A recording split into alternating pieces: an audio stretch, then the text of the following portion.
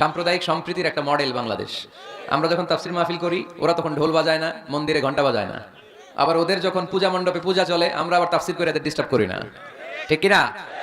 গোটা বিশ্বে এক নজিরবিহীন দেশ বাংলাদেশ, সাম্প্রদায়িক সম্প্রীতির দেশ। ওদের যখন পূজা হয়, আমরা মন্দির পাহারা দেই। ঠিক কিনা? ওদেরও ওদের ধর্মকর্ম পালনের অধিকার আছে। আল্লাহ রাসূল সাল্লাল্লাহু আলাইহি ওয়াসাল্লাম সব ধর্মের লোকদেরকে একসাথে থাকার সুযোগ করে দিয়েছেন। আল্লাহ রাসূল সাল্লাল্লাহু আলাইহি সাল্লাম মদিনাতে যে ছিলেন, ওখানে যে শুধু মুসলমানরাই ছিল এমনটা নয়। ওই সোসাইটিতে খ্রিস্টান ছিল, কি ছিল? ইহুদি ছিল, পৌত্তলিক ছিল। তাদের সবাইকে নিয়ে বিষ্ণু ইসা ইসলাম একটা চার্টার করেছেন। ইতিহাসে এটাকে বলে দ্য মদিনা চার্টার, মদিনা সনদ। শান্তিতে থাকার কিভাবে চুক্তি করতে হয়, চার্টার তৈরি করতে হয়, সনদ করতে হয়, গোটা বিশ্ববাসীকে চোখে আঙ্গুল দিয়ে শিখিয়ে গেছে মুহাম্মদ সাল্লাল্লাহু আলাইহি ওয়াসাল্লাম। শান্তির পয়গাম নিয়ে এসেছেন, সবসময় শান্তি প্রতিষ্ঠার চেষ্টা করতেন, হাঙ্গামা বাজাতেন না কোথাও। ইভেন যুদ্ধের ময়দানেও ক্ষয়ক্ষতি যাতে কম হয়, he used to try to minimize the destruction in war.